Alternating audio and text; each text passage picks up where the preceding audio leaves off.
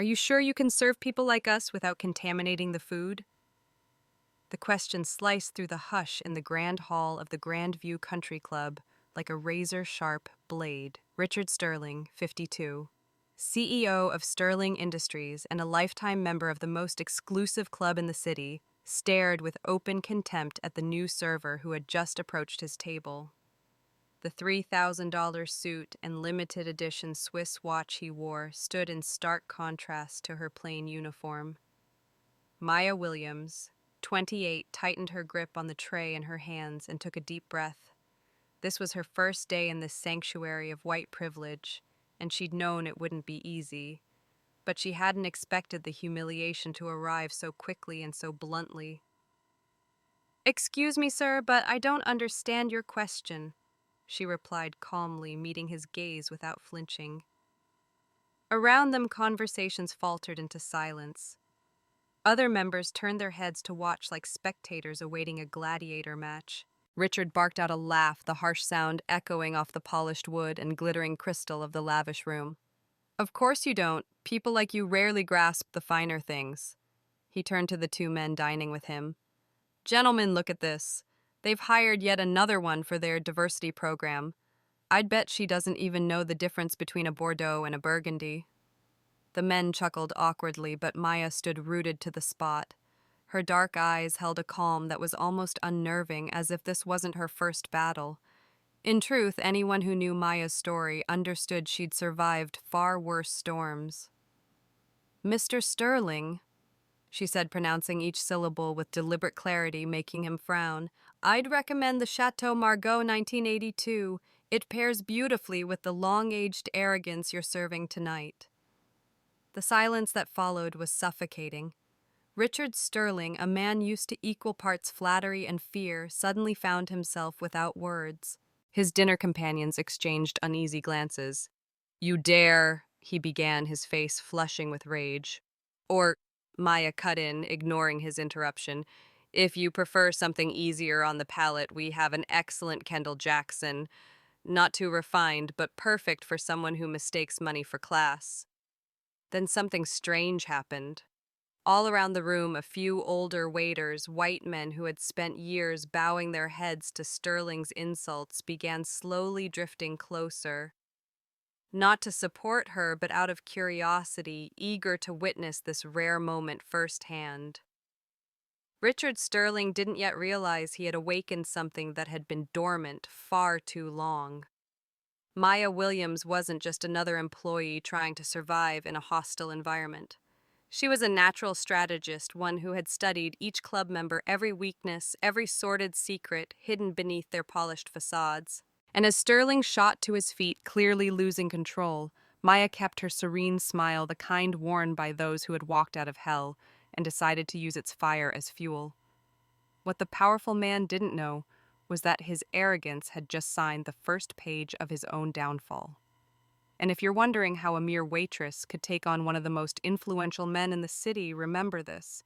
This was only the beginning of a story about courage and justice. What came next would show that underestimating the wrong person could cost Sterling more than he'd ever imagined. The air in the Grandview Country Club's great hall was taut as a drawn bowstring. Richard Sterling stood there, face blazing with fury, as the other members watched with a mixture of shock and morbid fascination. In the club's 53-year history, no one had ever dared talk back to a board member like this. "You have no idea who you're talking to," Sterling said in a low, threatening voice. "I built half this city. My company employs 2,000 people. One phone call from me, and you'll never work again." Maya's composure didn't waver, but there was a glint in her eyes Sterling couldn't quite place. "Mr. Sterling, with all due respect, you didn't build anything. Your employees built it, your workers built it. All you did was sign checks with money you inherited from your grandfather." The silence that followed was broken only by the screech of a chair being pushed back. Margaret Whitmore, wife of a federal judge, leaned toward her table mate and said just loudly enough for everyone to hear, "Someone needs to teach her her place." Then Maya did something no one expected. She laughed. Not a forced, nervous laugh, but a rich, genuine one, as if she'd just heard the funniest story of her life. "My place," she repeated, still smiling. Ma'am, my place is wherever I decide it is, and today my place is serving you. Tomorrow, well, that might be different. The club's manager, Thomas Blackwell, a man in his 50s who had spent his life doing whatever it took to please the members, practically ran over. His face was pale with fear. "Ms. Williams, please follow me immediately," he said, lowering his voice. "I need to speak with you in private." "Of course," Maya replied, never breaking eye contact with Sterling. "But first, let me finish serving these gentlemen. After all, the customer is always right, isn't that so?" She turned to Sterling's companions, both of whom looked as if they'd just swallowed thorns. "Gentlemen, may I recommend a starter? We have fresh Cape Cod oysters, or if you'd prefer something more familiar, the bar has nachos." The remark was a deliberate jab. In a club that prided itself on serving only haute cuisine, suggesting nachos was the culinary equivalent of a slap in the face. Sterling's fists tightened. "You're fired," he said, pointing at her. "Don't bother finishing your shift. Get out." How interesting, Maya tilted her head. "But you're not my boss. You're just a customer. A very rude one for the record." Something in her demeanor shifted subtly, but enough to make a few people nearby shift uncomfortably in their seats. Thomas Blackwell was already sweating. The Grandview Country Club depended on donations and membership fees from its most influential patrons, and Sterling was their largest benefactor. One word from him to the board could cost the manager his job. "Miss Williams," Thomas began. "Please," Thomas Sterling cut him off without taking his eyes off Maya. "Either she walks out now or my entire family pulls out of this club for good, and I'll be taking at least 10 other families with me who share my views." The threat hung in the air like a guillotine blade. Blackwell looked as if he might faint. Other servers watched from a distance, some with pity, others relieved it wasn't them in the crosshairs. But Maya stood unmoved, as though Sterling's ultimatum wasn't aimed at her at all. There was something in that calm, something that unsettled everyone watching. It was as if she knew something they didn't. "You know, Mr. Sterling," she said at last, "you're right about one thing. You have built a lot in this town." She paused, the corner of her mouth lifting into the faintest smile.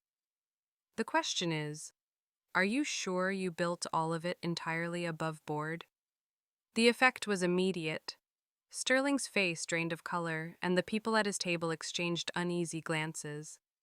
Her tone wasn't that of someone throwing out a vague accusation, it was the tone of someone holding actual information.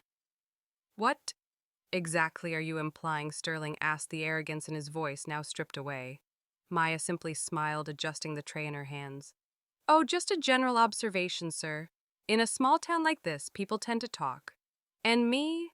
Well, I listen." Every attempt Sterling made to belittle her only seemed to fortify something inside her, a quiet strength fueled by the very injustice they tried to impose.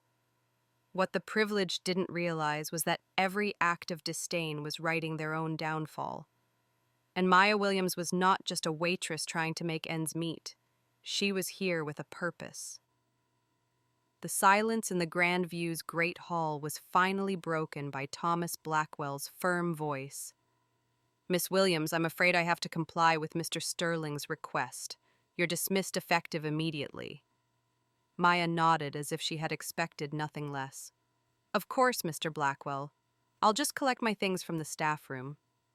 Her unnerving composure contrasted sharply with the obvious unease of everyone else. Sterling folded his arms, a self-satisfied smile spreading across his face. "Finally, people like you learn their place in society."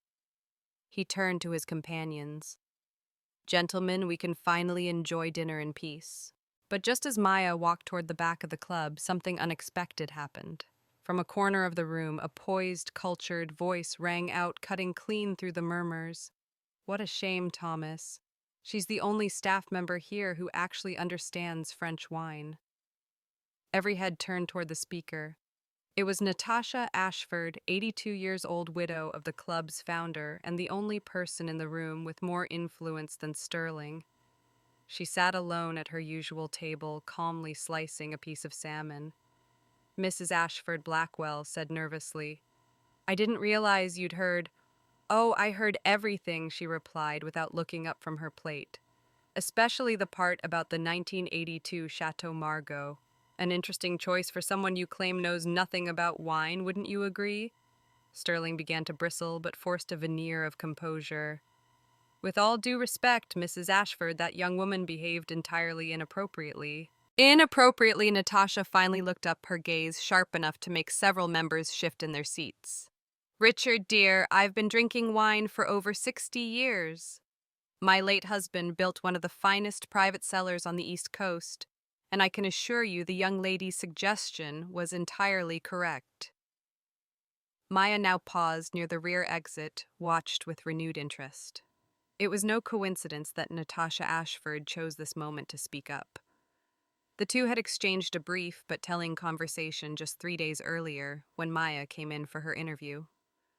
Furthermore, Natasha continued, I find it far more interesting to hear from someone who's actually studied the history of French wine, rather than the empty bragging about overpriced labels I usually hear around here.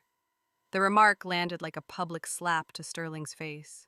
The other guests at the table avoided making eye contact with him, clearly uncomfortable at the sudden shift in the balance of power. Thomas Blackwell was now visibly sweating. Natasha Ashford wasn't just a highly influential member, she was the club's single largest personal benefactor with the power to veto any major decision. Mrs. Ashford, Sterling tried, surely you understand, we can't condone employees insulting club members. Insulting, Natasha let out a dry laugh. Richard, I was right there when you asked that revolting question about tainting the food. If anyone here was being disrespectful, it certainly wasn't her. The atmosphere in the room changed instantly. Some members began whispering to each other, while others looked genuinely ashamed of Sterling's behavior. It was rare for anyone to challenge him openly, and this time the person doing it was the most respected figure in the club. Maya seized the moment of disarray and stepped closer. Mrs. Ashford, I appreciate your kind words, but I understand Mr. Blackwell's position.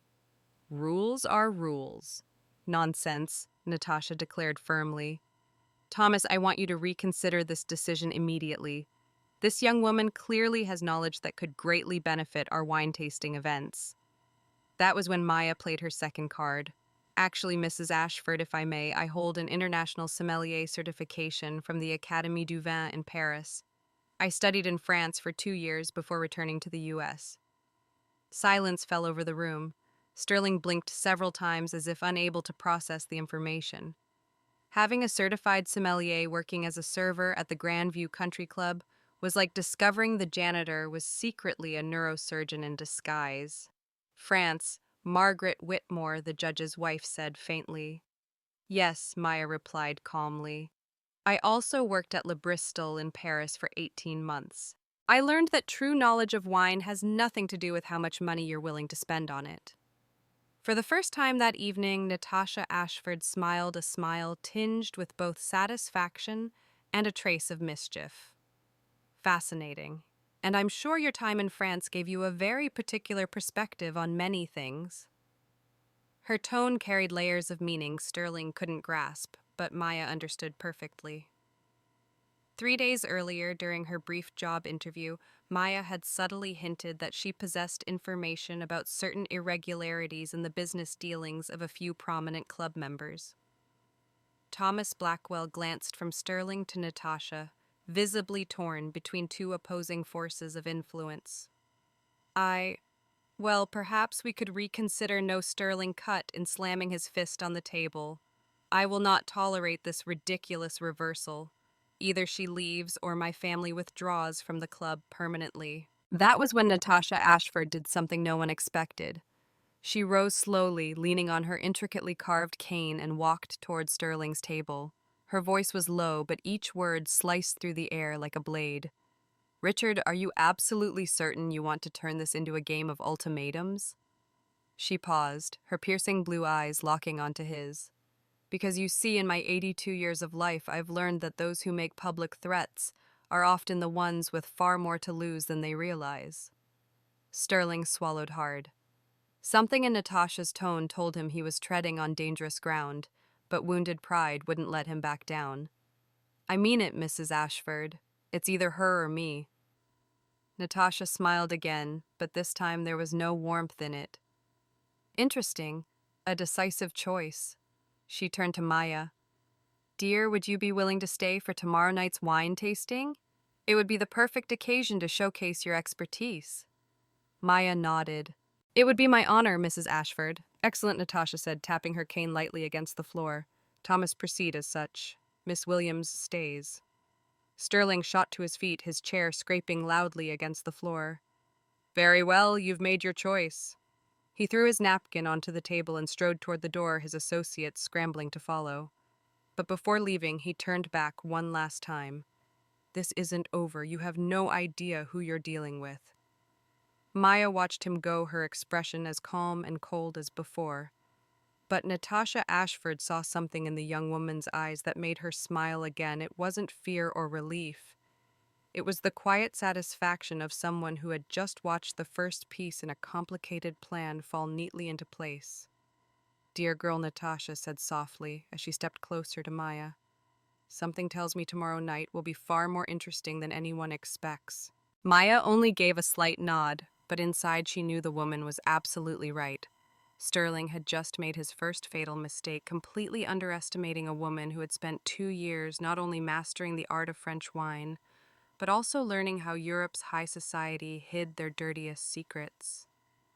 And right there in the center of that grand hall, a place long ruled by privilege, something new was taking shape. A storm perfectly calculated, one Sterling wouldn't see coming until it was far too late to find shelter. The night of the wine tasting arrived under the signature elegance of the Grandview Country Club. The main hall had been transformed into a lavish space with round tables adorned with crystal candle holders while rare French wines were displayed on glowing pedestals.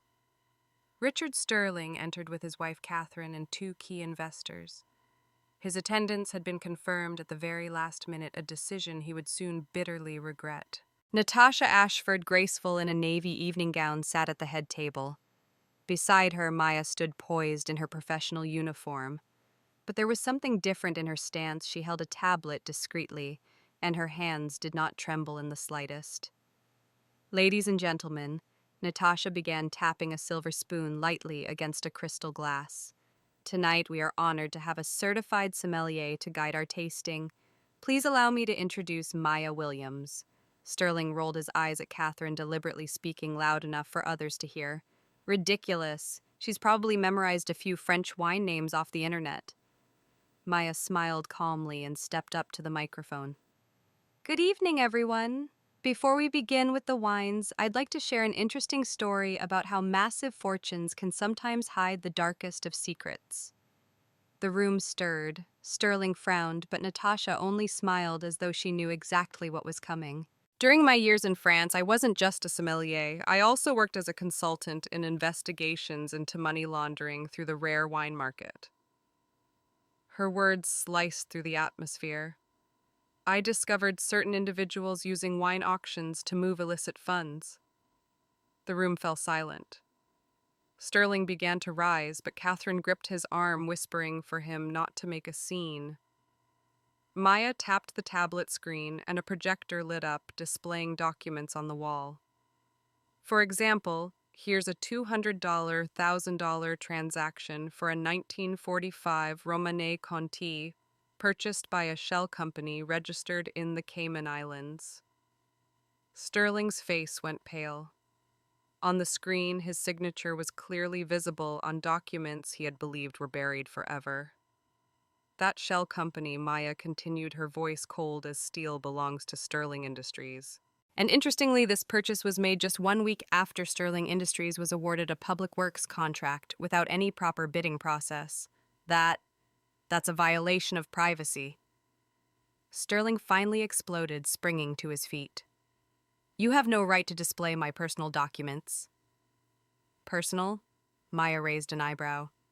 Mr. Sterling, these documents were obtained through an official investigation by the United States Department of Justice. I am an FBI special agent, and I've been working undercover for the past 6 months. The room erupted into shocked murmurs. Catherine dropped her wine glass, shattering it on the floor. Thomas Blackwell looked as though he might faint. Maya produced her official badge. Operation Vintage Corruption has been tracking money laundering through art and wine auctions. Mr. Sterling, you have moved $3.2 million in illicit funds over the past 2 years. You can't prove anything, Sterling shouted, though his voice trembled. Oh, we can, Maya said, tapping the tablet again. We have recorded phone calls between you and corrupt city officials, as well as complete bank records from the Cayman Islands. Sterling's own voice filled the room from hidden speakers. The mayor will sign the contract tomorrow, move the money into the usual account, and make sure there's no trail. It was a fatal blow. Sterling tried to bolt for the door, but 2 FBI agents disguised as waiters blocked his way. Richard Sterling, Maya said, her voice now carrying the full weight of authority, you are under arrest for money laundering, corruption, and defrauding the federal government. As the cuffs closed around his wrists, Sterling shouted, You set me up! You trapped me! Natasha? Ashford stepped toward him, her cane striking the floor with a sharp, resonant sound. The only one who set this trap, Mr. Sterling, she said coolly, was you. We merely handed you the rope. Catherine Sterling stood in silence, tears slipping down her cheeks as the investors who once followed her husband now stepped back as though he carried something contagious. Sterling Industries will be subject to a full investigation, Maya announced to the stunned, silent room. All contracts from the past 5 years will be reviewed. The family's assets have been frozen as of this afternoon. Sterling stopped struggling against the handcuffs and locked eyes with her, finally grasping the scale of his downfall. Who are you? Who are you really? Maya's smile held no cruelty, only the quiet weight of justice served. I'm someone who grew up watching men like you walk free while entire families lost their homes because they couldn't pay taxes for the corrupt projects you profited from. She paused, watching, as he was led toward the door. And I'm also someone who studied, trained, and earned the skill to take you down legally. Sterling was escorted out of the country club where he had reigned for decades. The other members stood still. Many seemed to be reconsidering their own words and actions in recent weeks. Natasha Ashford began to clap slowly. Ladies and gentlemen, this has truly been the most educational wine tasting we've ever hosted. We've just learned that not all poisons come in a bottle. Sometimes they take the form of privilege and arrogance. In the center of the grand hall, where tradition had long been used to justify exclusion, a new reality was taking root. True excellence had triumphed over prejudice, proving that justice, when delivered with intellect and patience, was sweeter than the rarest vintage on earth. 6 months after Operation Vintage Corruption, Grandview Country Club was unrecognizable. What was once a haven of privilege built on bias was now run by a new management board enforcing strict diversity and inclusion policies. Richard Sterling was serving a 12-year sentence in federal prison. His assets had been seized to repay public funds. Catherine Sterling lived modestly in a rented apartment, working as a receptionist, ironically being treated exactly as her husband had once treated his staff. Sterling Industries was dissolved. 2,000 employees were absorbed into transparent competitive companies. Every fraudulent contract was canceled, and public projects were rebid openly, benefiting dozens of small local businesses. Maya Williams had been promoted to FBI Regional Supervisor, heading a new unit dedicated to investigating white-collar financial crimes. Her operation at Grandview became a case study in police academies nationwide. Special Agent Williams has proven that the most powerful weapon against corruption is strategic patience, paired with flawless expertise, the FBI Regional Director declared at her award ceremony. She's shown us that justice isn't revenge, it's the smart application of the law. Natasha Ashford, now 83, had become one of the club's strongest voices for reform. That young woman taught us that tradition without inclusion is just prejudice dressed up as history, she told a local newspaper. Thomas Blackwell remained the club manager, but now oversaw a very different environment. The club launched scholarships for disadvantaged youth pursuing careers in hospitality and culinary arts. Ironically, many new staff members now had higher qualifications than some of the former members. Most surprising of all, many members who had once stayed silent during Sterling's reign were now speaking out against other forms of discrimination. Margaret Whitmore, the judge's wife, went so far as to fund a wine education program for low-income youth. Sometimes it only takes one person willing to stand up for us, to see our own cowardice, she admitted publicly. Maya's story spread across social media and national news. Dozens of minority federal agents came forward with their own experiences of discrimination, sparking a movement for awareness within law enforcement itself. The Department of Justice launched a nationwide initiative called Operation Mirror, aimed at investigating discrimination and corruption within closed traditional institutions. Within just 1 year, 12 similar cases were exposed across multiple states. Maya had never sought fame or personal recognition. When asked about her motivation, she simply said, "I grew up watching talented people be judged by the color of their skin instead of their character. I decided to use my position to make sure that happens less and less." In prison, Sterling sometimes caught news segments about the operation that had brought him down. His fellow inmates, many of them victims of the same corrupt system he had helped uphold, treated him with the same contempt he had once shown others. The irony was perfect. A man who believed social status defined a person's worth was now forced to confront his true value after being stripped of every ounce of power and privilege. In one of her final interviews, Natasha Ashford summed up the lesson perfectly. Maya showed us that true class doesn't come from your cradle or your bank account. It comes from how you treat those who can do nothing for you. And when we meet someone who refuses to accept our contempt, we finally see who we really are. Maya's greatest victory wasn't just taking down a corrupt man. It was inspiring an entire generation of minority youth to pursue fields from which they had long been excluded, proving that skill and determination will always outmatch prejudice and unearned privilege. Sterling had once tried to destroy someone he considered beneath him, only to end up destroying himself. Maya understood that true revenge isn't about striking back at those who wronged you, it's about achieving a level of success your enemies could never have imagined, and using that success to open the doors they once tried to slam shut. If you've ever faced discrimination or witnessed injustice born of prejudice, share in the comments how you responded and subscribe for more stories that prove justice will always find a way to prevail, especially when served with intelligence, patience, and unshakable competence.